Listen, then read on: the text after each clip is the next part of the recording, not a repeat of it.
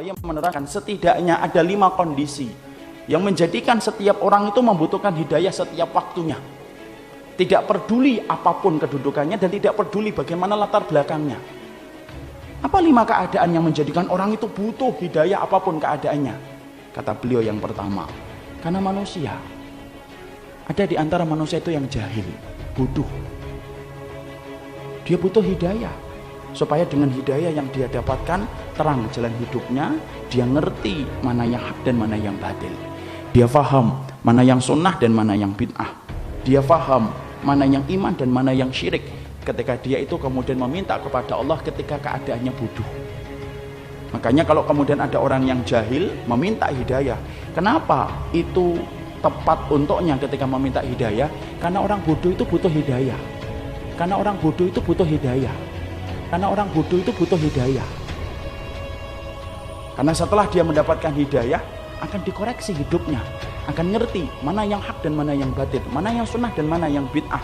Ketika kemudian dia dalam keadaan jahil meminta hidayah kepada Allah. Jelas orang yang jahil itu butuh hidayah.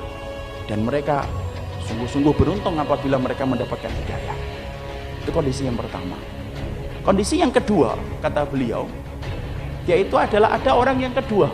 Kadang-kadang ada orang yang sudah mengetahui ilmu separuh, tetapi dia tidak mengetahui ilmu separuh yang lainnya. Kadang-kadang antum paham separuh tentang sunnah, tetapi antum tidak mengetahui sunnah yang lainnya. Antum minta hidayah kepada Allah. Kenapa? Supaya sunnah yang antum pelajari bukan hanya separuh, tapi seluruh kehidupan kita betul-betul sesuai dengan sunnah yang diajarkan Rasul. Karena banyak orang yang tidak sadar, kita ini kadang-kadang belajar baru mengetahui separuh ilmunya itu belum tahu. Makanya antum minta hidayah kepada Allah setiap waktu, ikhwan. Jangan pernah merasa bahwasanya antum sudah mengetahui semua tentang perkara sunnah. Kata siapa? Kita kadang-kadang mengetahui tentang masalah zikir, tapi kita nggak ngerti tentang bagaimana muamalah yang betul-betul bersih dari riba. Kadang-kadang ada ikhwan sudah mengetahui tentang sholat yang benar, tapi nggak ngerti bagaimana muamalah yang syubhat. Berapa banyak ikhwan yang kemudian dia ngaji, dia sudah mulai paham zikir yang benar, sholat yang benar, tapi pekerjaannya syubhat, tetapi susah untuk meninggalkan. Karena apa? Dia belum paham pekerjaan yang dia ambil itu syubhat. Dia butuh hidayah, walaupun dia sudah ngaji. Kenapa? Untuk menyempurnakan pemahaman sunnah kepadanya supaya betul-betul sempurna untuknya. Berapa banyak orang yang paham muamalah, tapi ternyata sholatnya tidak benar. Bagaimana seorang akhwat kadang-kadang dia sudah belajar tahsin, karena waktunya lebih longgar daripada waktu suaminya. Tajwid, dia belajar bagaimana berhijab yang benar, tapi kadang-kadang lupa bahwasanya di dalam rumahnya itu pintu surganya siapa? Suaminya. Dia lupa pintu surganya itu adalah suaminya. Dia tidak ngerti, dia mengira bahwasanya pintu surganya itu dapat diraih di luar rumah. Salah, pintu surganya itu ada di dalam rumah. Dia betul-betul butuh hidayah untuk menyempurnakan sunnah yang dia dapatkan. Karena apa? Yang kita pelajari ini kadang-kadang baru separuh, ikhwan. Makanya kalau orang itu merasa belajar, semakin lama dia belajar, semakin merasa bodoh. Imam Syafi'i pernah ditanya, bagaimana sih proses orang itu ketika benar dalam belajar? Merasa bodoh. Semakin lama semakin belajar, semakin tidak ngerti. Makanya kalau antum ditanya tidak bisa jawab apa, itu benar prosesnya berarti. Tapi biasanya itu mungkin karena memang betul-betul nggak tahu, karena nggak mau murojaah. Tapi yang benar adalah orang yang benar prosesnya jahil. Antum selama merasa jahil, antum akan belajar. Coba kalau antum merasa pintar, apa antum kemudian akan bersusah payah datang ke sini? Saya bersusah payah membaca kitab di rumah ketika habis kajian ketika malam. Kalau kita tidak merasa bodoh, ikhwan, tidak akan belajar kita. Beruntung orang yang mereka di dalam hidupnya diberikan oleh Allah perasaan bodoh. Makanya para salaf itu bersyukur ketika mereka merasa bodoh. Jangan merasa pintar. Baru sebentar sudah merasa pintar. Baru ngetahui ikhfa aja sombong. Baru tahu ikhlas aja sombong. Istri di rumah baru tahu ikhlas aja, Masya Allah. Sombong sama suaminya. Wahai suamiku, kamu tahu ikhfa itu apa? Mas, perlu gitu, Bu. Suamimu itu mereka kerja. Sampaikan ilmu dengan cara yang baik. Makanya kita butuh hidayah. Kenapa? Ini baru separuh. Ada yang kemudian mengetahui tentang masalah riba, tapi tidak mengetahui tentang masalah bagaimana mendidik anak. Ada yang paham amar ma'ruf nahi munkar, tapi tidak paham bagaimana mendidik anak yang benar.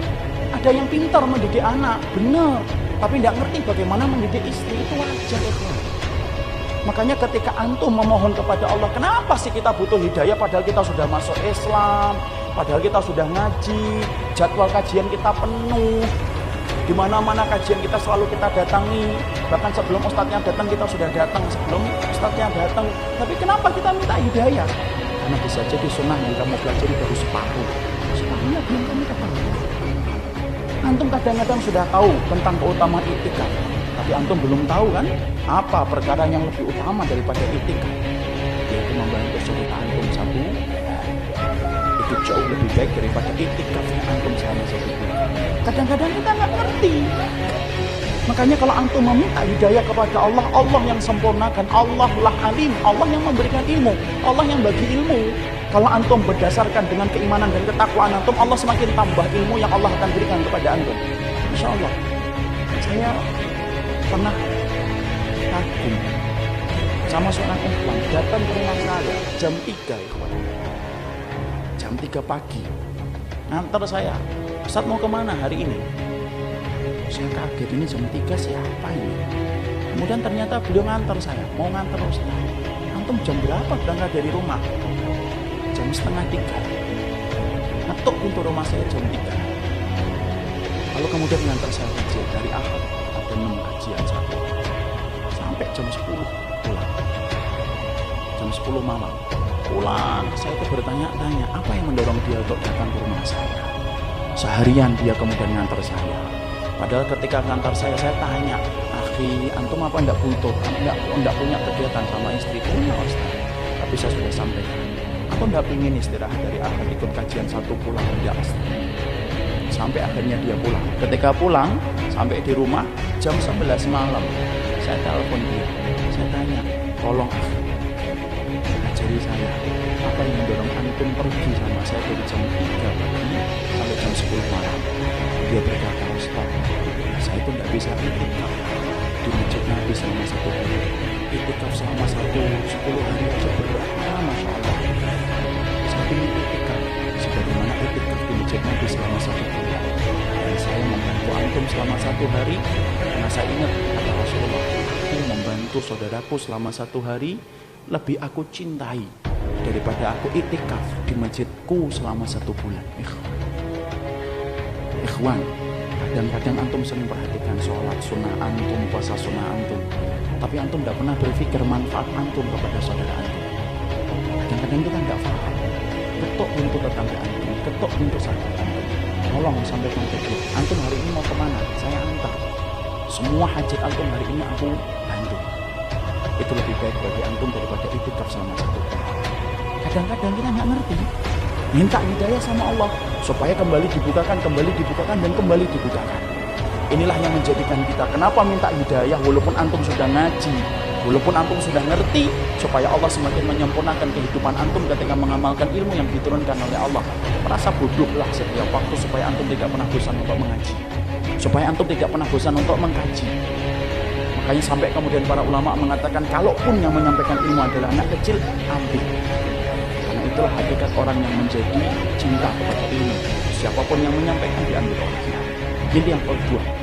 Alasan yang kedua, kenapa orang itu butuh hidayah walaupun dalam semua keadaan. Yang ketiga, kata beliau, bisa jadi ada orang yang mereka itu sudah ngerti, ya, tetapi tidak bisa beramal atas apa yang dia ngerti. Ngaji, tapi ternyata tidak merubah hidupnya. Kita ngaji kemana-mana, bukankah kita sering ngaji tapi sering pula kita meninggalkan apa yang kita pelajari? Ketika ilmu yang kita pelajari tidak menumbuhkan sifat yang bermanfaat dalam kehidupan kita. Berapa banyak ibu-ibu yang sering menghadiri majelis ilmu, tapi Masya Allah suaminya tersakiti dengan ucapannya dan suaminya tersakiti dengan perbuatannya. Berapa banyak bapak-bapak yang sering ngaji, tapi kemudian ketika pulang ke rumah sabarnya hilang kepada istrinya, ketika istrinya itu baru kemudian memperlihatkan satu kekurangan. Inilah yang menjadikan antum, walaupun antum sering ngaji, kadang-kadang ilmu yang telah kita pelajari walaupun sempurna, belum tentu semuanya kita itu bisa mengamalkan. Minta hidayah kepada Allah supaya apa yang antum pelajari itu antum mampu manfaatkan dalam kehidupan kita. Tidak semuanya orang bisa semacam itu, ikhwan. Antum pernah mendengar kisah nyata yang ditulis oleh seorang ibu? ketika dia menuliskan tentang bagaimana haramnya tentang masalah riba. Dia cerita, kami dulunya adalah keluarga yang baik, mengisi kegiatan kami setiap waktunya dengan mencari ilmu. Sampai satu waktu suami saya kepentok bisnisnya dan berkata, "Dik, ini kelihatannya bisnis kita ini tidak akan pernah besar kalau kita tidak pinjam. Modal kita cekak, bisnis kita tidak akan besar ini kalau kayak gini." Akhirnya kemudian sang istri berkata, "Ya sudah mas, cari itu. Carilah suami pinjaman yang tidak bersentuhan dengan riba." Karena dia sudah ngerti ilmunya, sudah paham. Riba itu merupakan sesuatu yang sangat dibenci, sampai dipermaklumkan perang oleh Allah dan Rasulnya. Dia cari, kapan entah, bukannya sabar. Malah kemudian berkata, ini kelihatannya kita nggak dapat pinjaman, harus minjem yang ribawi. Istrinya yang sama-sama sudah ngaji, berkata kepada suaminya, "Ya sudah mas, pinjam aja, kalau memang itu terpaksa." Nah, kita ini gampang sekali ngomong dorurah. Nanti tutup dengan sholat, banyak sedekah. Riba mah nggak bisa ditutup dengan sholat dan tetap sedekah. Emang antum kira dengan kemudian riba setelah itu sedekah, kemudian sedekah antum diterima? Nggak diterima sedekah orang yang dari riba. Ini dianggap remeh riba itu. Karena kalau kita nggak ngingetin ini, rusak negara kita ini gara-gara riba. Karena Allah permaklumkan perang. Akhirnya singkat ceritanya kemudian akhirnya bersentuhan. Mereka ngerti ilmunya tetapi tidak mampu menampik lambean pinjaman ribawi ketika itu begitu menggiurkan. Apa yang terjadi? Allah memberikan istri itu. Usahanya berhasil, gede. Maka kemudian sang istri bercerita ketika usahanya semakin besar, maka kegiatan kami yang setiap harinya mengaji, mendatangi majelis ilmu kemudian jarang kita datangi. Karena kesibukan kami untuk kemudian mengatur bisnis kami. Suami saya kemudian mulai jauh dari kajian ilmu. Suami saya kemudian mulai menjauh dari panggilan sholat dengan alasan sedang rapat ataupun sedang nganter barang. Puncak-puncaknya, kemudian terjadilah satu dosa besar yang dilakukan oleh seorang suami, di mana istrinya tidak lagi bisa memaafkan. Ingat ya kawan, seorang suami kalau sudah melakukan dosa besar, istri punya hak meminta pisah dari suaminya. Dan itu syar'i. Maka suaminya melakukan dosa besar, akhirnya apa? Tidak bisa dimaafkan. Akhirnya apa? Kapal rumah tangga itu karam, tenggelam. Yang menarik adalah ketika sang ibu menuliskan kisah nyata itu saya baca. Beliau mengatakan, saya tidak menyalahkan suami saya tidak menyalahkan bisnisnya. Tapi yang saya salahkan adalah ketika kami sudah sibuk mengkaji ilmu, kami ngerti riba itu haram, tapi ternyata kami tidak mampu untuk meninggalkan. Padahal kami tahu dosa yang dipermaklumkan perang di dalam kehidupan itu cuma satu dosa riba, dan kami berani mengambil itu. Sampai kemudian akhirnya Allah memberikan musibah dalam kehidupan kita. Jadi Masya Allah, antum minta hidayah, saya minta hidayah, Ustaz minta hidayah. Kenapa? Karena belum tentu ilmu yang telah kita pelajari menjadikan kita mampu beramal dan bermanfaat ilmu itu dalam kehidupan kita. Masya Allah, inilah yang menjadikan minta hidayah supaya ada perubahan dalam diri kita. Saya wanti-wanti kepada para imahat yang ada di atas. Kalau kemudian sudah ngaji ilmu, maka jadikanlah bahwasanya sang suami itu merasakan manfaatnya pertama kali. Bahwasanya dia sampai berkata, ya Allah, indahnya kehidupan ilmu yang dipelajari oleh istri saya, sampai dia berubah luar biasa setelah mengkaji ilmu. Ikhwan, jadikanlah antum di dalam antum belajar, itu kemudian betul-betul ilmu yang antum pelajari yang pertama kali merasakan manfaatnya itu keluarga antum.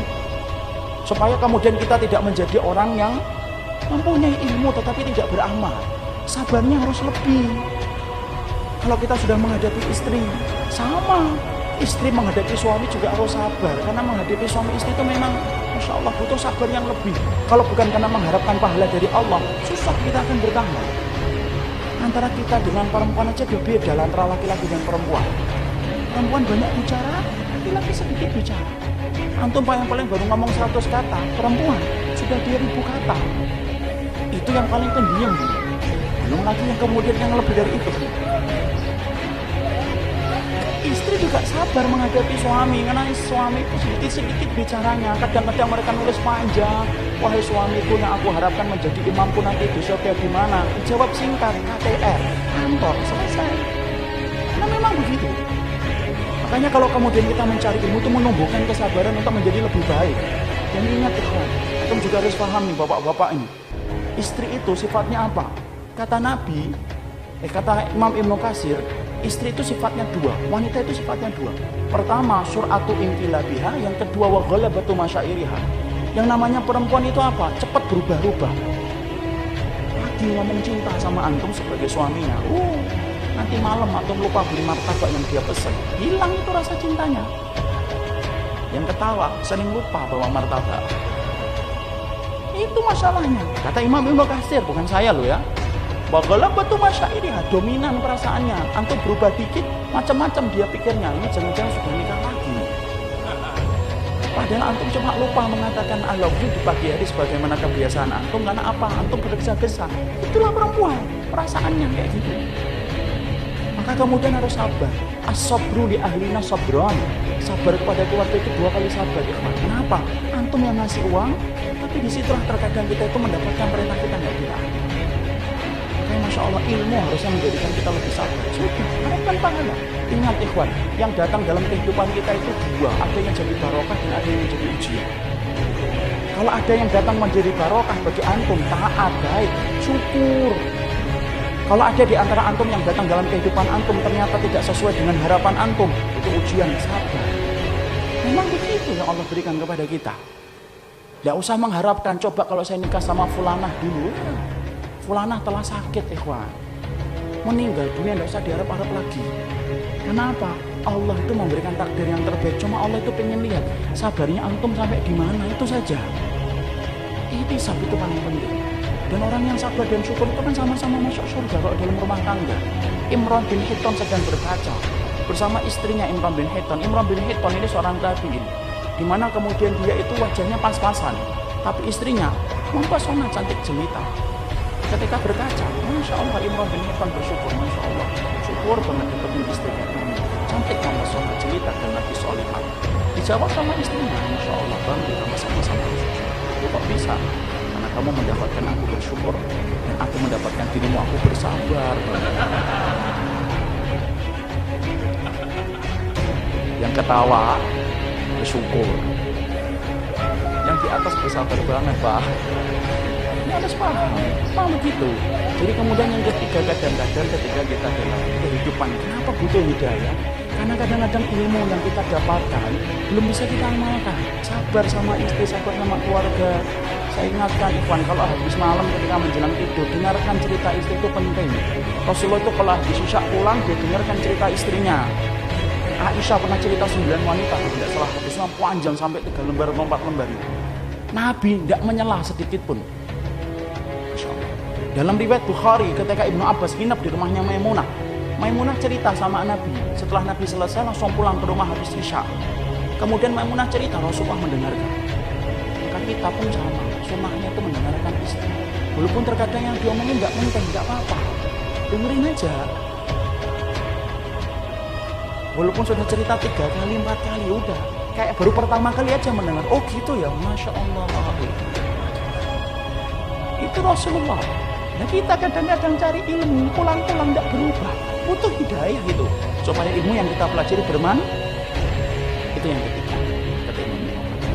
Yang keempat, kata beliau, kenapa manusia itu butuh hidayah? Apapun keadaannya. Yang keempat, kadang-kadang dia itu meyakini sesuatu padahal itu salah, tapi yakin benar apa yang dilakukan itu benar. Orang semacam ini butuh hidayah. Kenapa? Supaya keyakinan dia yang batil dirubah dan memperbaiki keyakinan itu susah, Ikhwan. Antum kalau sudah mendapati orang yang terkena syubhat, susah. Menyadarkannya itu lebih gampang kita memasukkan orang ke dalam Islam daripada menyadarkan orang yang kena syubhat di dalam keyakinan. Banyak orang yang semacam ini. Kenapa dia butuh hidayah? Kenapa dia butuh hidayah? Dia butuh hidayah supaya keyakinan batil yang dia dapatkan itu bisa berubah. Ada loh orang yang kemudian, contohnya, saya pernah berdialog dengan orang yang meminta-minta kepada kuburan. Semoga yang ada, mohon maaf saya cerita ini karena menyampaikan apa yang saya yakini. Orang yang datang ke kuburan, saya sampaikan, kenapa kalau meminta harus datang ke kuburan? Minta sama Allah. Wa idza sa'alaka ibadi anni fa inni qaribun ujibu da'watad da'i idza da'ani falyastajibu li wal yu'minu bi la'allahum yarshudun. Jelas Allah itu dekat. Minta sama Allah langsung, pasti dikabulkan oleh Allah. Beriman dan penuhi panggilan-panggilan Allah. Tapi dia berkata, enggak, kami tetap datang ke kuburan. Loh kenapa? Tahu antum ikhwan? Dia ternyata bukan tidak punya dalil, punya dalil ikhwan. Dalil yang dipakai oleh beliau itu apa?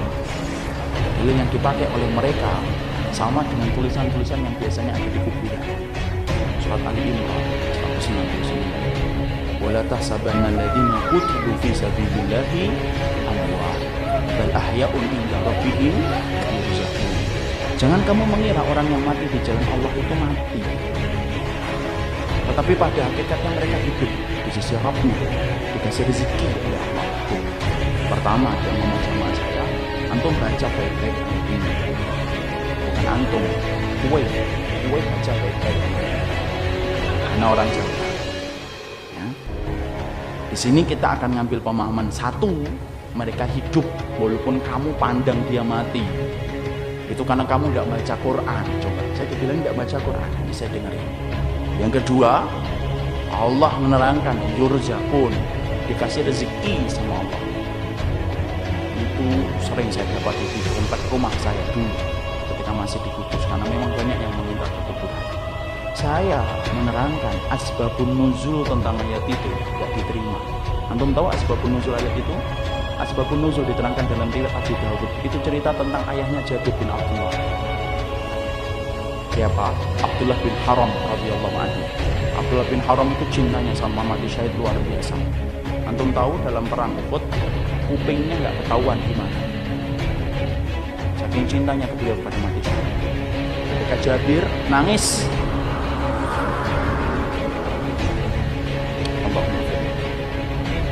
ketika kemudian Jabir bin Abdullah itu nangis ketika mendapati ayahnya itu meninggal dunia, maka Rasulullah berkata, sini, itu loh Rasulullah. Insya Allah saya itu bayangkan Rasulullah itu perhatian betul berasa. Kemudian dia memanggil Jabir bin Abdullah, sini. Lalu kemudian Rasulullah berkata kepada Jabir, ala ukhbiruka ma qallallahu li abika. Hei Jabir, kamu ngerti enggak apa yang sedang dibicarakan oleh Allah kepada ayahmu? Kemudian Jabir mengatakan, tidak tahu ya Rasulullah, dan Rasul yang tahu. Kemudian Rasulullah berkata, maka lamallahu ahadan illa min wara'i hijabin wa kallama abaka kifahan. Hei Jabir, ngerti ya, Allah itu tidak pernah bicara dengan makhluk kecuali di belakang hijab. Tapi ketika Allah bicara dengan ayahmu Abdullah bin Haram, karena cintanya kepada mati syahid, Allah bicaranya kifahan, wajahan, wajahin, face to face, langsung dengan langsung. Untuk bisa bayangkan apa yang kita sembah sampai membuka hijab pada Abdullah bin Haram. Untuk bisa bayangkan kedudukan Abdullah bin Haram itu di hadapan Allah kayak apa. Allah kemudian berkata kepada Abdullah bin Haram, "Tamanna alayya ujika." Minta apa? Aku kasih. Maka kemudian Abdullah bin Haram berkata kepada Rabbnya, "Anjuh yani fa'ubtal fika."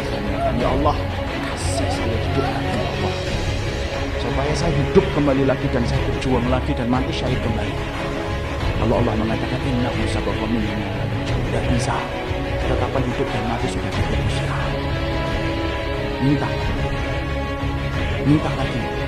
Maka kemudian Abdullah bin Haram berkata, akhirnya maka sampaikanlah kenikmatan yang kau berikan kepada diriku ya Allah, kepada anak dan keturunanku dan orang-orang setelahku. Allah kabulkan kontan permintaan Abdullah bin Haram. Allah turunkan surat Ali Imran 199. Itu dalilnya. Tidak menerangkan satu pun untuk meminta kepada kubur. Tidak menerangkan kuburan orang yang ada di antara orang-orang yang solih akan ngasih rezeki sama antum. Saya kasihan betul kalau orang yang solih masih dimintain ketika meninggal dunia.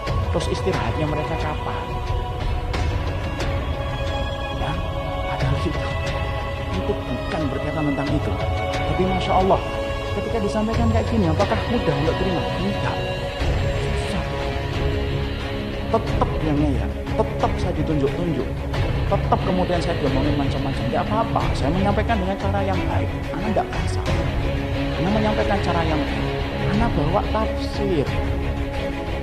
Bahkan saya mengatakan saat itu, kalau antum mau saya bawakan tafsir Jalalain pun ada riwayat itu. Disinilah kita paham, Masya Allah, ternyata orang kenapa butuh hidayah? Karena banyak di antara kehidupan kita. Ternyata kita itu meyakini sesuatu, kita yakin bahwasannya itu benar, tapi belum tentu itu benar. Makanya sampai Nabi saja berdoa apa? Allahumma arinal haqqal haqqa warzuqna ittiba'ahu wa arinal batila batila warzuqna istinaba. Sampai Nabi yang sudah turun kepadanya wahyu, itu Rasul, turun kepadanya wahyu, malaikat Jibril menjaganya. Perhatikan salah satu doa, karena doa itu cerminan jiwa. Rasulullah berkata apa? Ya Allah, tunjukilah yang benar itu benar adanya, dan berikanlah kami kekuatan untuk mengikutinya, dan tunjukkanlah yang batil itu batil adanya, supaya kami punya kekuatan untuk menjauhinya. Apalagi ini zaman fitnah, ikhwan. Kita tidak pernah ngerti loh, mana yang terkadang kemudian kita yakini bisa jadi itu salah, dan apa yang kita sering pandang salah tapi bisa jadi itu benar. Namanya zaman fitnah, gelap. Antum kalau bisa bayangkan gelap, antum berada di rumah jam 9 malam, tiba-tiba PLN mati, antum mau ke kamar mandi, susah payah antum bergerak gitu. Padahal ketika hidup lampunya, antum ke kamar mandi tidak sampai setengah menit. Coba kalau PLN mati, antum meraba-raba baru sampai ke kamar mandi. Nabi mengibaratkan zaman yang hari ini kita tinggal, 2016, itu bukan zaman 2016 ya, tapi ini zaman fitnah. Makanya kita minta terus kepada hidayah. Kita khawatir jangan-jangan apa yang kita yakini belum tentu itu benar, sampai betul-betul Allah menunjukkan kepada kita jalan yang hak. Makanya kemudian itulah yang menjadikan kita berikhtiar untuk mencari ilmu, adalah ikhtiar yang tidak pernah selesai. Orang mukmin itu orang yang tidak pernah kenyang terhadap kebaikan yang dia dapatkan sampai dia berada di surga. Sampai Nabi berkata dalam hadis riwayat Tirmidzi, innal mu'min la yashba' min khairin yasma'uhu hatta yakuna muntahahu al-jannah. Rasul sampai berkata, orang mukmin itu sifatnya mereka la yashba', tidak pernah kenyang, min khairin, dari setiap kebaikan, yasma'uhu, yang dia dengarkan dan dia dapatkan, hatta yakuna muntahahu al-jannah, sampai kemudian dia itu mendapatkan apa yang dijanjikan Allah, terakhirnya itu adalah surga. Proses ikhtiar untuk mencari yang benar itu tidak boleh berhenti. Jangan ta'assub, jangan taklid buta, ikhwan. Itu musibah dalam kehidupan ilmu. Umar minta, saya wanti-wanti sama diri antum sendiri, jangan pernah taklid, jangan pernah kemudian kita ta'assub. Tidak akan sampai ilmu yang benar kalau kita ini taklid dan ta'assub. Tidaklah orang Yahudi menolak dakwahnya Rasul karena taklid dan ta'assubnya mereka kepada kaum mereka dan kabilah mereka. Terusan, kita sudah yakin, alhamdulillah, pegang terus, sembari kemudian kita minta hidayah kepada Allah. Kalaupun masih ada yang salah, semoga Allah menunjukkan kita pada jalan yang benar. Masya Allah, tipe orang yang tadi meminta kuburan, lalu dia berkeyakinan bahwasanya apa yang dia minta itu benar. Ketika dia mengambil dalil yang salah, itu tidak satu dua, itu banyak, ikhwan. Orang yang kemudian terjelat kepada riba, apakah semuanya kemudian dia itu meyakini itu haram? Enggak. Kadang-kadang dia mendapatkan syubhat dari fulan dan fulan yang mengatakan itu bukan riba, dia ambil dan dia yakin itu bukan riba. Berapa banyak orang yang menerima suap, lalu kemudian ketika dia sudah ngerti ilmunya itu suap, tapi kemudian ada orang yang bilang itu bukan suap, itu hadiah. Akhirnya kemudian dimasukkan di kantong. Karena apa? Masya Allah, meyakini jalan kebenaran itu susah. Makanya betul apa yang dikatakan oleh Imam Ibnu Qayyim, yang semoga Allah merahmati ilmunya beliau dan mengampuni dosa-dosa beliau. Imam Ibnu Qayyim menerangkan, sesungguhnya semua orang itu butuh hidayah karena sifat mereka yang keempat, kadang-kadang mereka itu meyakini sesuatu padahal itu salah. Itu kata beliau dalam risalah Imam Ibnu Qayyim. Yang kelima, hadis yang kelima, butuh hidayah. Yaitu adalah yang kelima yang dikatakan oleh beliau. Kondisi yang kelima adalah orang itu alim, nabi, rasul. Kenapa mereka minta hidayah? Kalau yang jahil sudah, yang baru separuh ilmu sudah, yang sudah berilmu tidak beramal sudah, yang meyakini yang batil sudah. Sekarang kita tanya, kenapa nabi tetap minta hidayah? Kalau empat tadi menceritakan tentang diri kita, tapi kalau kemudian yang kelima, kenapa nabi dan orang-orang soleh yang mengikuti jalan para nabi, yaitu para sahabat, para tabi'in, dan kita yang berusaha untuk mengikuti mereka, ridwanullah alaihim, kenapa kita masih tetap minta hidayah? Karena belum tentu apa yang antum dapatkan kalau sudah benar itu menjamin antum itu meninggal dalam keadaan itu. Kita apa pernah menjamin bahwasanya kita akan mati husnul khatimah dalam keadaan iman? Siapa yang menggaransi iman kita? Ya. Minta hidayah supaya Allah itu memberikan istiqomah setelah kita dapat ilmu yang benar. Bukankah Allah menunjukkan lembaran-lembaran kehidupan sejarah, banyak orang yang mereka itu bertabur iman di awal kehidupan, tetapi mereka matinya murtad. Bal'am bin Ba'ura, apa kurangnya Bal'am bin Ba'ura? Hidup pada zaman Nabi Musa, di mana doanya dikabulkan oleh Allah setiap waktu-waktu yang sempit dan terdesak. Sampai Malik bin Dinar berkata, "Kana mujabud da'wah bisyadaid."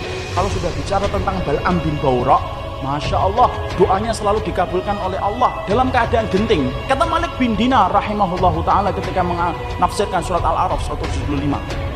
Tapi matinya murtad. Rajal Unfuah, sahabat Nabi, dipuji oleh Abu Bakar, dipilih oleh Abu Bakar untuk menjadi delegasi sunnah, mendakwahkan kepada Musailamah al-Kadzdzab. Matinya beriman, murtad. Ubaidillah bin Jahsy yang pernah menyelamatkan kehidupan agamanya sampai ke Habasyah. Ketika Nabi masih di Mekah, ikut di dalam hijrah yang pertama, hijrah yang kedua ke Habasyah. Beriman, tidak, murtad di Habasyah. Kecintaannya dengan khamr menjadikan dia murtad. Seorang muadzin yang diceritakan oleh Imam Qurtubi, murtad ketika kemudian tergiur dengan pesona seorang wanita yang dia lihat ketika adzan di tempat yang tinggi.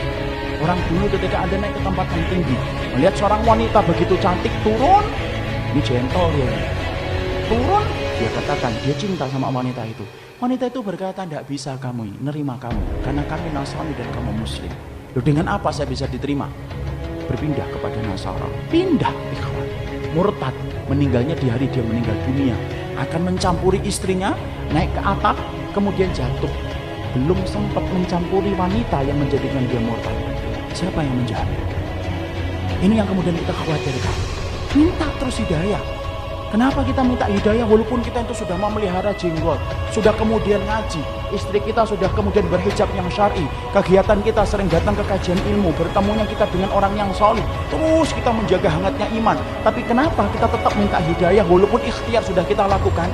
Karena tidak ada yang menjaminkan kemungkinan surga kecuali Allah. Makanya sampai dikatakan oleh Rasulullah, ada di antara kalian, fa inna ahadakum la ya'malu bi amali ahli jannah hatta yakuna bainahu wa bainaha illa dira'un fayasbiqu alaihi alkitab fa ya'malu bi amali ahli nar hatta yadkhuluha. Makanya sampai Nabi, itu di antara kalian yang melakukan amalan surga, sampai antara dia dengan surga tinggal sejengkal, tinggal sejengkal. Satu amalan tak langsung masuk surga itu harusnya. Tapi ternyata catatan takdir mendahului apa yang dia lakukan. Lalu kemudian di akhir kehidupannya melakukan amalan penduduk neraka. Hatta yadkhuluha, sampai dia masuk ke neraka itu. Ada pula yang sebaliknya. Fa inna ahadakum la ya'malu bi amali ahli nar hatta yakuna bainahu wa bainaha illa dira'un fayasbiqu alaihi alkitab fa ya'malu bi amali ahli jannah hatta yadkhuluha. Nabi kemudian berkata sebaliknya, ada pula di antara kalian yang melakukan amalan penduduk neraka. Terus sampai antara dia dengan neraka tinggal sejengkal tak, kata Nabi. Tetapi catatan takdir mendahului apa yang dia lakukan.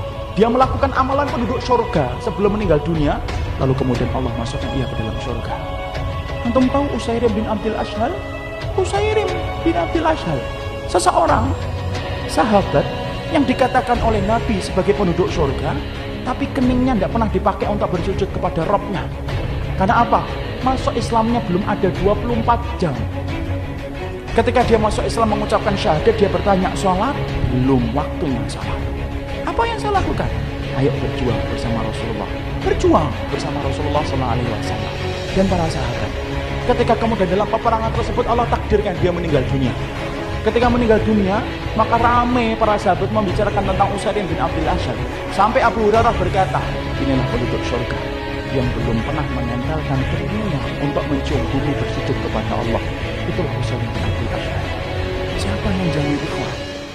Jangan sombong kalau kita hari ini sudah ngikut ngitibak. Jangan sombong ketika kita hari ini sudah ngaji. Belum tentu itu akan menjadi jaminan bahwasanya itu menjadi keimanan kita ketika meninggal dunia. Jangan magrur. Apa itu magrur? Tertipu dengan amalan kita, merasa bahwasanya amalan kita itu akan pasti menjadikan kita masuk surga. Siapa yang jamin? Minta hidayah kepada Allah supaya kemudian kita diberikan oleh Allah.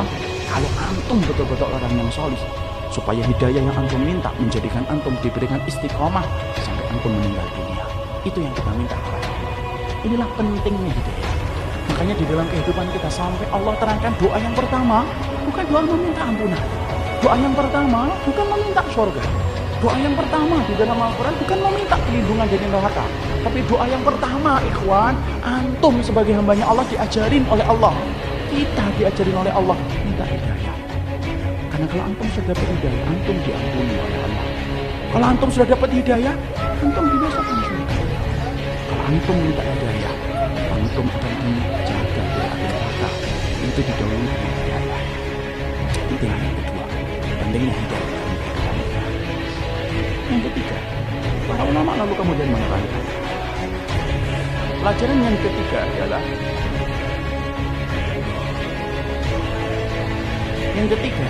hidayah itu miliknya Allah, bukan milik kita. Mana dalilnya? Karena antum minta sama Allah. Kalau kita paham, Ivan, orang minta itu berarti kan tidak punya. Minta dong handphonenya, karena antum tidak punya handphone. Tapi kalau antum sudah punya handphone masih minta handphone, nah itu ada masalah.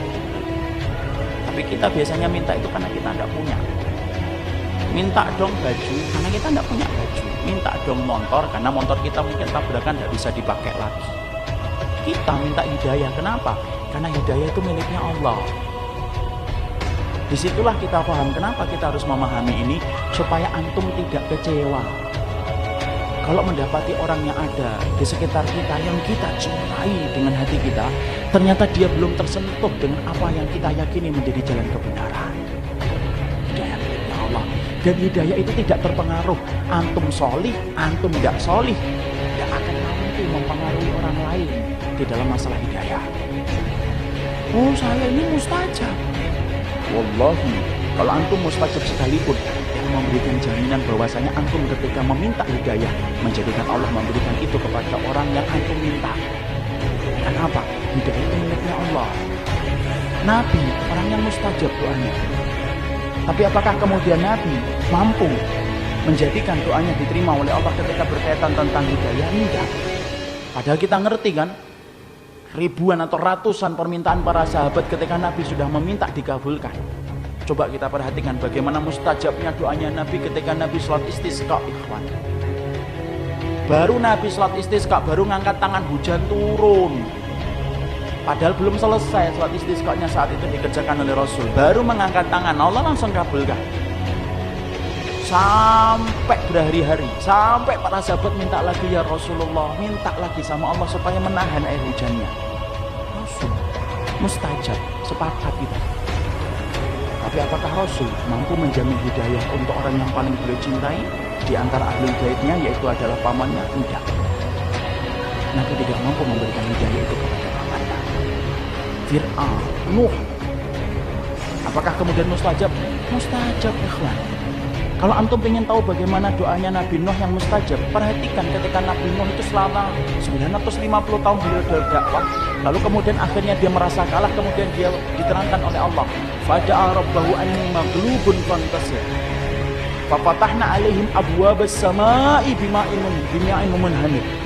Nabi Nuh kemudian diceritakan oleh Allah, ketika Nabi Nuh itu merasa kalah, dia berkata, fada'a rabbahu, dia berdoa kepada Rabbnya, anni maghlubun, saya kalah, fantasir, tolong saya wahai Allah. Allah tidak perlu lama. Allah kemudian menggunakan bentuk fa. Apa itu fa? Menunjukkan cepatnya langsung Allah mengabulkan. Kami bukakan pintu-pintu langit dan pintu-pintu bumi. Kemudian kami keluarkan setiap air dengan air yang kemudian menerjang setiap apa yang ada di hadapannya. Langsung Allah bayar kontan apa yang diminta oleh Nabi Nuh. Tapi lihat Nabi Nuh, permintaan tentang istrinya dan anaknya yang dikabulkan oleh Allah. Innahu laisa min amalisa, dia bukan orang yang saleh, Nuh. Sampai kemudian Nabi Nuh pun kemudian tidak mampu menjadikan istrinya dan anaknya beriman. Ini harus paham, ikhwan. Supaya ketika antum berdakwah, bukan antum yang memiliki hak prerogatif untuk menetapkan siapa yang dapat hidayah dan tidak. Allah yang menentukan. Kenapa kita harus paham ini? Supaya antum tidak kecewa ketika antum telah berikhtiar untuk menunjukkan orang yang antum cintai kepada jalan Allah. Karena bukan antum yang menentukan, Allah yang menentukan hasil akhirnya. Jangan cepat-cepat antum kemudian memvonis orang lain. Masya Allah, suaminya solih, istrinya berantakan. Kita sering menyalahkan suaminya ketika solih, ketika istrinya berantakan. Antum tidak ngerti, ikhwan. Bisa jadi suaminya itu nangis-nangis di dalam sujud, minta sama Allah supaya istrinya itu benar. Tapi apalah daya, hidayah miliknya Allah. Kita sering nyalahkan, anaknya ustadz kok nakal. Kita sering gitu. Tanpa kita sadari kemudian kita komentar, keluarganya ustadz, ini ustadz besar ini, anaknya kayak gini. Kita sering menyalahkan keluarganya ustadz, bahwasanya semua keluarganya ustadz itu semuanya harus solih. Ikhwan, jangan nyalahkan ustadznya. Mungkin ustadznya sudah mandi darah untuk meminta kepada Allah supaya anaknya benar dan ngikutin jejak dia. Tapi apalah daya, hati itu yang menguasai Allah, bukan kita. Hatinya antum aja yang menguasai siapa? Allah, ikhwan. Kita aja tidak mampu menguasai hati. Antum apa menguasai hati? Enggak, ikhwan. Antum tidak menguasai hati. Sampai antum ketawa dan nangis saja antum tidak pernah ngerti kok kapan antum bisa ketawa dan nangis. Saking kita antum tidak menguasai hati. Karena nggak ada yang ngomong, insya Allah nanti jam 10 tepat saya akan nangis, Ustaz. Kita tiba-tiba nangis sendiri. Tidak ada yang ngomong, insya Allah nanti pada subuh saya akan tertawa, terbahak-bahak. Kata siapa? Kita habis subuh malah kita tidak tertawa, tidak nangis, diem aja. Karena kita tidak menguasai hati kita. Loh, sampai hati antum aja tidak menguasai, apalagi hati orang lain. Makanya sampai Nabi berkata dalam salah satu doanya, Inna quluba bani adama baina isba'aini min asabi'ir rahman yusarrifu haitsu yasha. Sesungguhnya hati setiap anak manusia itu berada di antara jari jemarinya Allah. Allah yang memutarbalikkan hati, bukan kita, ikhwan. Kalau kita berdakwah, kadang-kadang banyak yang ikut, alhamdulillah, tetapi Allah tidak kemudian menggandakan pahala antum hanya karena banyak yang ikut antum. Tapi kadang-kadang ketika kita berdakwah hanya mendapatkan 1 dan 2 orang, tidak apa-apa, itu tidak akan mengurangi pahala kita. Sudah berdakwah tinggal 2, yang 1 ngantuk, yang 1 ke kamar mandi, nggak ada sisanya. Tidak apa-apa, ikhwan. Emang antum kira bahwasanya seorang ustadz yang nggak lari, satu ustadz yang ada di TPA ngajir anak TPA, kemudian dia menjadi lebih rendah pahalanya? Masya Allah, kata siapa? Bisa jadi mereka tidak terkenal di antara kita, tetapi menjadi orang yang terkenal di antara penduduk langit. Kenapa? Karena keikhlasan hati mereka itu mengetuk-ngetuk pintu langit yang diterima oleh para malaikat sebelum sampai kepada Rabbnya. Saya tidak pernah menganggap bahwasanya orang yang kemudian hari ini terkenal itu lebih baik daripada orang yang tidak terkenal. Antum baca, ikhwan, kalau di majalah Hidayatullah, saya itu sering kagum sama profil-profil dai mereka di pedalaman-pedalaman, yang mana kalau kemudian ketika harus ngajarnya harus ke tempat yang jauh, jalan kaki, kadang-kadang yang diajari 2 atau 3 orang. Saya pernah ngobrol dengan salah satu dai yang pernah ditaruh di Mentawai. Di Mentawai itu, ikhwan, sholat Jumat itu bawa kopi. Orangnya lagi khutbah semangat-semangat, yang dengerin sampai minum kopi, coba. Kalau kita ngepul itu kepala, ya Masya Allah, ya harus sabar, Ustaz. Mau gimana? Mau kita kemudian marah-marah, mau itu daerah mereka, merempul kita marah-marah, sabar. Jadi kalau kemudian lagi sholat, kadang-kadang lagi ini, maunya nantilah sholat asarnya jam 4, ya jam 4. Maunya nanti jam 5, ya jam 5, sesuai dengan kemampuan mereka. Tapi Masya Allah, disitulah kita paham, Allah tidak pernah nilai antum berapa banyak orang yang antum telah kemudian berikan ilmu, tapi Allah menilai antum sudah berikhtiar untuk menjadikan orang itu paham tentang Allah dan Rasulnya atau belum. Supaya kita jangan merasa kalau jadi suami merasa berhak untuk memiliki hati istri. Nggak bisa, ikhwan. Makanya kalau antum punya hajat tentang istri antum, minta sama Allah, gantungkan harapan kita sama Allah. Sama pula kita punya permintaan tentang suami, gantungkan kepada Allah. Karena yang memiliki hati suami dan hati istri kita itu Allah, bukan kita. Ini kita paham. Kenapa? Ketika antum mengatakan ihdinas siratal mustaqim, berarti antum meyakini Allah yang punya hidayah. Itu yang menjadikan antum meminta kepada Allah supaya diberikan hidayah. Ini Masya Allah, indahnya ketika kita paham bahwasanya hidayah itu milik Allah. Tidak perlu bagi antum kemudian mengkorek-korek, kemudian antum kemudian meminta hidayah supaya datang tepat waktunya. Tidak. Ya Allah, semoga dia diberikan hidayah sunnah bulan ini ya Allah ya, jangan bulan depan. Ya bisa, Allah yang menentukan. Kalau Rasulullah dan Nabi Nuh saja tidak menjamin mereka mampu untuk kemudian menembus hati orang yang paling beliau cintai, apalagi kita. Itu nomor 3. Nomor 4. Yang keempat adalah jalan yang lurus. Ihdinas siratal mustaqim itu artinya apa? Siratal mustaqim itu artinya adalah, apa itu siratal mustaqim? Artinya siratal mustaqim itu adalah dikatakan oleh Abdullah bin Mas'ud ketika beliau ditanya, "Ma huwa siratal mustaqim?" Apa yang dimaksud dengan siratal mustaqim? Maka beliau mengatakan as-siratal mustaqim alladzi tarakana alaihi Rasulullah sallallahu alaihi wasallam. Yang dimaksudkan dengan siratal mustaqim adalah jalan yang ditinggalkan oleh Rasulullah. Jadi kalau antum sudah meminta jalan yang lurus sesuai dengan jalan yang ditinggalkan Nabi dan para sahabat, ikuti jalan itu. Jangan dusta di dalam doa. Karena banyak orang yang dusta dalam doa, mengatakan ketika sholat ihdinas siratal mustaqim, tapi ketika keluar dari sholat dia mengatakan sayalah pluralisme sejati. Apa? Sayalah demokrat yang paling setia sama demokrasi. Apa? Kalau kamu sudah mengatakan ihdinas siratal mustaqim, maka tolong setia terhadap permintaan yang kamu mohonkan kepada Allah. Ya, kalau kamu sudah meminta ihdinas siratal mustaqim, berarti tidak ada jalan keselamatan untukmu kecuali adalah jalan Rasul. Tunjukkan jalan Rasul, itulah jalan kita. Kenapa minta jalan yang lurus? Karena itulah jalan Rasul yang ditinggalkan kepada kita. Hati-hati, inilah jalan Nabi. Jalan Nabi tidak ditentukan dengan banyaknya orang. Jalan Nabi tidak ditentukan dengan akal. Jalan Nabi tidak ditentukan dengan mayoritas. Ingat ikhwan, Islam itu bukan agama demokrasi. Yang benar, yang banyak jadi benar, yang sedikit jadi salah, hendak. Tetapi sesungguhnya jalan yang ditinggalkan Nabi kepada kita, yaitu jalan yang dibimbing dengan wahyu dan bersih dari segala macam hawa nafsu. Ini penting supaya kita paham. Jangan sampai kemudian kita meminta ihdinas siratal mustaqim, tapi walimah antum tidak sesuai dengan sunnah. Tetapi kemudian salat antum tidak sesuai dengan sunnah. Tetapi muamalah antum ketika nyari pekerjaan tidak sesuai dengan sunnah. Apa? Berarti antum tidak paham ketika meminta kepada Allah ihdinas siratal mustaqim. Padahal petunjuk jalan yang lurus, jalan sunnah. Jalan itu mengatur seluruh kehidupan kita tanpa terkecuali. Semuanya diatur oleh Allah, semuanya diatur oleh Nabi. Tidak ada yang tertinggal. Masya Allah, sunnah itu ngatur kita sampai lengkap, detail, tidak ada yang tertinggal. Sampai urusan antum kencing diatur dengan sunnah. Sampai urusan antum ketika antum kemudian potong kuku diatur dengan sunnah. Kapan makruhnya antum potong kuku? Bagaimana cara antum memotong kuku, kanan dulu atau kiri dulu? Bagaimana kemudian ketika kita akan memotong kuku, telunjuk dulu atau kemudian ibu jari kita dulu? Semuanya diatur oleh sunnah. Itulah jalan keselamatan bagi kita. Jangan cari jalan yang lain. Tidak perlu kita mengakui jalan yang lain. Nabi sampai mengatakan tarok cukum alamatan lil bayda lailuha kana hariha la yazigu an habadi ila halikum. Tidaklah aku tinggalkan bagi kalian satu ajaran yang begitu terang. Kalau kalian masih mencari jalan yang lain selain jalan yang aku tinggalkan, maka kalian akan celaka, halik, kalian akan berantakan hidupnya di dunia dan di akhirat. Jangan cari jalan yang lain. Ibnul Farid, Umar Al-Hamawi nyari jalan yang lain, matinya su'ul khatimah. Berapa banyak orang yang mencari jalan yang rusak hidupnya. Siapapun yang meninggalkan sunnah ikhwan, tidak akan pernah dia itu berhenti kecuali diikuti oleh makannya Allah. Karena apa? Allah sudah berjanji, falyahdharil ladzina yukhalifuna an amrihi an tusibahum fitnah aw yusibahum adzabun alim. Maka hendaklah orang itu waspada terhadap apa yang menyimpang dari jalan Rasulnya. Mereka itu akan mendapatkan musibah atau mendapatkan adab yang pedih.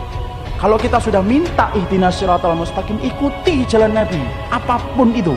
Karena apa? Sunnahnya Nabi ngatur seluruh kehidupan kita, tidak ada yang tertinggal. Sampai urusan antum bersin diatur di dalam sunnah. Bukankah bersin itu diatur dalam sunnah ikhwan? Antum kapan mendoakan orang yang bersin? Kalau orang yang bersin mengucapin alhamdulillah. Kapan kita mengucapin orang yang bersin itu kemudian mengucapkan yarhamukallah? Ketika yang bersin adalah seorang muslim dan dia mengucapkan alhamdulillah. Kapan antum tidak boleh untuk mendoakan orang yang bersin? Kalau yang bersin lebih dari 3 kali, jebres sekali alhamdulillah yarhamukallah, 2 kali alhamdulillah yarhamukallah, ketiga kali alhamdulillah yarhamukallah, 4 kali bisa didoakan. Kenapa? Dia lagi sakit, jangan didoakan. Makanya Nabi ketika ada yang bersin itu lebih dari 3 kali, Nabi tidak mendoakan. Nabi berkata la'allahu zukam, mungkin bisa jadi dia lagi dalam keadaan flu. Kalau yang bersin orang kafir Ustaz, doakan, tapi tidak boleh mendoakan rahmat. Tidak boleh yarhamukallah, tapi doakan yahdikumullah. Kok bisa? Karena ada orang Yahudi yang mencoba-coba bersin di samping Nabi. Maka kemudian Nabi mengatakan yahdikumullah. Kenapa tidak mengucapkan yarhamukallah? Syekh Utsaimin menerangkan dalam Syarah Riyadhus Shalihin juz yang keempat, karena rahmat Allah tidak berlaku kepada orang kafir, tetapi petunjuk Allah berlaku kepada setiap orang. Doakan yahdikumullah. Itu yang kita paham. Sampai urusan buang ingus diatur dengan sunnah. Kalau contoh yang paling sering saya ambilkan, contoh rambut ikhwan. Rambut aja diatur sunnah lengkap ikhwan. Coba antum lihat rambut antum. Antum kalau punya rambut, ini tidak boleh dipotong koza. Apa itu dipotong koza? Dipotong separuh, ditinggalkan separuh. Potong di sininya pupuk, sininya kosong. Sininya ada naik ke atas jegrak, sininya tidak ada. Model apa? Itu namanya koza. 1, 2. Apa itu kemudian faedah hukumnya? Yang kedua, antum kalau punya rambut, maka kemudian antum beruban, tidak boleh dicabut. Makruh hukumnya, natan syaib. Jangan dicabut uban. Fa inna syaiba nurun yaumal qiyamah. Sesungguhnya uban itu bercahaya pada waktu hari kiamat. 2. Rambut itu. 3. Kalau punya rambut, antum memasuki bulan Dzulhijjah, pingin kurban, ya jangan dipotong rambutnya. Idza dakhaltal asyra wa arada ahadukum ayyudahi fala yamussa min sya'rihi syai'an. Kalau ada di antara kalian masuk pada 10 hari yang pertama di bulan Dzulhijjah, lalu kemudian antum pingin untuk berkorban, jangan dipegang itu rambutnya, jangan dipotong. 3. Keempat, punya anak, potong rambutnya, timbang, tukar dengan emas dan perak, sedekahkan di jalan Allah. 4. 5. Kalau punya rambut, kemudian antum beruban, maka disunahkan bagi antum untuk nyemir. Sebagaimana Nabi kepada Abi Quhafah, ketika rambutnya putih, jenggotnya putih, lalu kemudian Nabi mengatakan, ghayyir hada, buat dirubah ini, wastani bisawat, tapi jauhi warna hitam. Jadi antum boleh untuk nyemir rambut, tapi yang wajar, yang normal, jangan merah.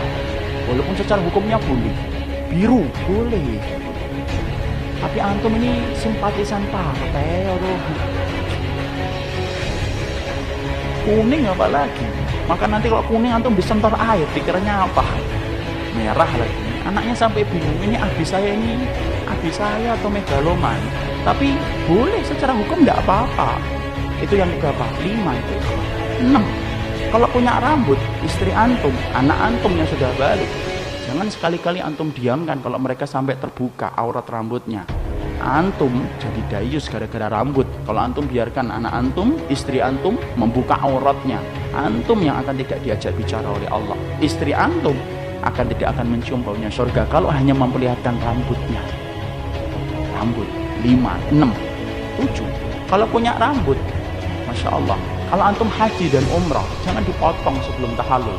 Walaupun antum hajinya harganya 60 juta, umrahnya 40 juta, tapi antum motong rambut sebelum tahallul, batal haji antum, batal umrah antum. Itu baru rambut. Antum bisa bayangkan, padahal rambut itu ada harganya? Tidak ada, ikhwan. Antum kalau sudah dipotong di barbershop, tidak ada orang yang balik lagi ke barbershop, nyari rambut saya yang mana mas? Tidak ada. Tapi aturannya, segitu banyaknya, itu baru rambut, itu sunnah, jangan tinggalkan. Makanya kemudian Imam Ibnu Qayyim menerangkan, Masya Allah, pahami betul, ikuti jalan yang ditinggalkan Nabi, jangan tinggalkan. Siapapun yang meninggalkan jalan Nabi, konsekuensinya apa? Musibah. Kalau nggak di dunia, di akhirat. Saya akan sampaikan kisah nyata. Tapi entah benar atau tidak, tapi dikisahkan ini kisah nyata. Tapi kita ngambil ibrah saja, lepas benar atau tidak. Ada seorang ikhwan di daerah Riyadh. Dia itu kemudian sudah menikah. Lalu kemudian multazim. Tahu multazim artinya? Komitmen terhadap syariatnya bagus. Sampai satu waktu sang ibu menelpon beliau, lalu kemudian menyampaikan, nak, adikmu sekarang masuk ke universitas di kota yang sama dengan kotamu. Biarlah dia tinggal di situ karena dia nggak mengetahui tentang sifat daerah yang baru. Harusnya dia paham sebenarnya adiknya itu adalah bukan mahram untuk istrinya. Karena apa? Ipar itu maut. Alhamdu mautun. Ipar itu mati. Ipar itu maut. Kenapa sih maut? Karena kerusakan yang ditimbulkan oleh ipar tidak terasa, halus, lembut daripada kerusakan yang ditimbulkan oleh tetangga ataupun teman SMP dan teman SMA. Makanya Nabi sampai mengatakan, alhamdu, iparmu mautnya. Makanya perhatikan tentang itu. Maka dia akhirnya naruh. Bukannya dia menyampaikan kepada ibunya dengan cara yang baik. Mungkin ibunya nggak ngerti, saya Sunda nggak tahu. Harusnya, bu, maaf bu, ini nggak boleh. Karena ada istri saya. Biar saya sewakan rumah, biar saya kemudian carikan kontrakan atau sebagainya. Akhirnya apa? Dia terima. Dia menggampangkan. Padahal kita harus tahu, ikhwan, tidak ada satu penyimpangan sunnah kecuali antum dan saya akan dibayang-bayangi makar Allah untuk tertimpa musibah atas peninggalan sunnah itu. Dia tinggal bersama istrinya, tinggal bersama adiknya, dibangunkan hijab. kain yang pendek untuk kemudian membangun shelter. Tapi kan nggak bisa, nggak tiap hari 24 jam dia berada di rumah. Kemudian tampak biasa, punya anak 1, punya anak 2, sampai Allah menakdirkan kecelakaan hebat menimpa kepada sang laki-laki itu. Ketika dia koma, semua tindakan dilakukan kepada dirinya, observasi mendalam dilakukan oleh para dokter untuk menyelamatkan beliau, menyelamatkan dia, supaya kemudian dia selamat dari komanya. Observasi dilakukan, diadakan, diambil darahnya, diambil segala macamnya, sampai-sampai seakan-akan semua riwayat penyakit yang dimiliki oleh dia itu diketahui oleh dokter, semuanya lengkap detail karena observasinya mendalam untuk menyelamatkan beliau. Sampai akhirnya, karena ikhwan ini kaya, sampai kemudian akhirnya dengan takdir Allah berangsur membaik, pulih, sehat. Apa yang terjadi? Ketika sudah mulai sehat, datang keluarganya, datang anak-anaknya, menjenguk orang tuanya, menjenguk bapaknya. Dokter melihat, bertanya, siapa ini? Ini anak-anak saya, dok. Dokternya kaget. Setelah pulang, lalu kemudian dokter menata kata untuk menyampaikan sesuatu kepada sang pasien. Pak, yang saya tahu, saya cuma mau ngomong, dari semua observasi yang kita lakukan ketika Bapak dalam keadaan koma, ada catatan riwayat bahwasanya sperma Bapak kosong, tidak bisa punya anak. Itu diambil karena observasinya mendalam semuanya. Maka ketika saya mendapati Bapak punya anak 2, pikiran saya cuma 1. Di pikiran saya 2. 1, Bapak mendapatkan pertolongan dari Allah. Yang kedua, itu sebab yang kedua saya tidak berani mengisi kecuali Bapak sendiri yang mengisi sebab yang kedua. Insya Allah. Kaget, menata hatinya, sampai kemudian berangsur-angsur sembuh. Dia tanya baik-baik sama istrinya, ditanya, dan Masya Allah, istrinya mengakui bahwasanya 2 anak yang hidup bersama dia itu bukan anak dari dia, tapi anak dari adiknya, yaitu adalah adik iparnya. Masya Allah, cerita itu benar atau tidak, tapi ditulis kisah nyata, entah benar atau tidak, memberikan ibrah sama kita.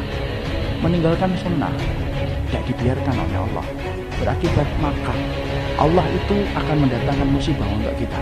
Jangan pernah merasa aman dari makamnya Allah kalau antum dan saya sudah berani meninggalkan sunnah. Karena tidaklah pola hidup sehat antum tinggalkan, kecuali antum akan tertimpa penyakit. Antum akan gorengan, tiap waktu tidak pernah olahraga, sakit. Tifus kah, liver kah, jamur kah. Kalau antum hanya tidak melakukan pola hidup sehat satu saja, antum akan dibayang-bayangi penyakit.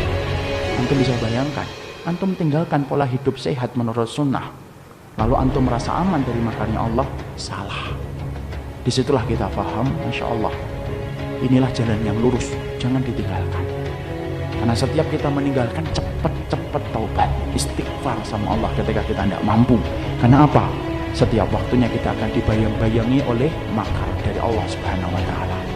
Inilah yang merupakan penjelasan dari penjelasan yang disampaikan oleh para ulama tentang jalan yang lurus, supaya kemudian kita memahami dengan cara yang lurus. Ternyata ihdinas siratal mustaqim memberikan banyak pelajaran kepada kita. 1, menerangkan tentang adab. 2, menerangkan tentang pentingnya hidayah. 3, menerangkan kepada kita maknanya siratal mustaqim adalah jalan yang lurus. 4, menerangkan kepada kita kewajiban kita untuk mengikuti jalan yang ditinggalkan Nabi, dan jangan coba-coba untuk gampang-gampang meninggalkan apa yang telah ditinggalkan oleh Rasulullah SAW.